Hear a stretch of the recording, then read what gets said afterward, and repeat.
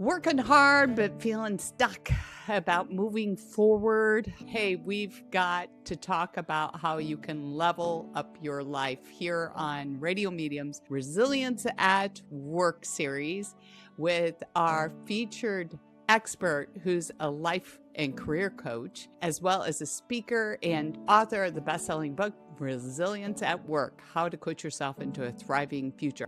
Welcome, SimonTBailey. Hi, so good to be with you again.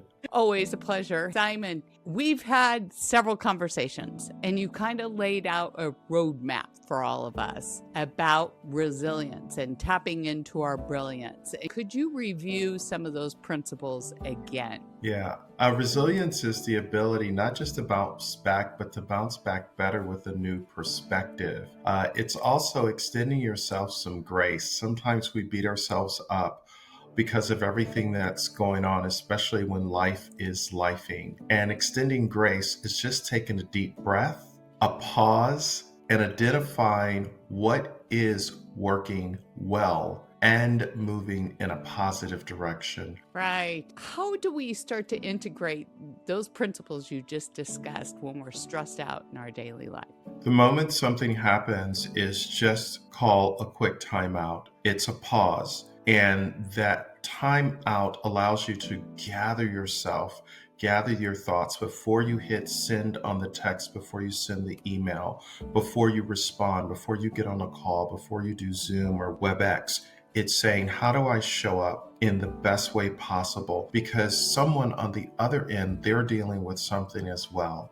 So you want to think about your response as you are responding in life. Take a deep breath. I think the second thing to think about is control the controllables. There are some things that you just cannot control. So decide that your attitude, your behavior, your verbal response is going to come from a calm disposition. I love that. Thank you for sharing. What would you say is the number one way we can overcome an obstacle? First of all, realize that an obstacle is an opportunity to grow. It doesn't stop you at all. It's put there to see how you will respond to it. Will it trigger a response to say, let me figure it out? Or does it trigger, oh my goodness, I can't believe this is happening? And then what happens is you start to spiral down because you get caught up in the story as to why you can't overcome the obstacle. So break it down. What can I do instead of what I can't do? Right. You also talked about realistic goals. Can you give us some examples of what you mean by that? I think we should identify priorities. What's the highest and best use of my time? Because you have time and energy. And time and energy focused on priorities creates the outcome. I think goals are great, but priorities is where the action really is, because you're going to do what's most important to you. And little by little, over time, you move towards a target. Do you think some of us might have too many goals? I think we have to step back and assess, number one, where are we going? Number two, what value are we adding wherever we show up as we think about those goals? Number three, are those goals specifically solving a problem or are they scratching an itch? And when you determine which one it is, then you say, wait a minute, I need to reduce this down to focus on the significant few, but only you can decide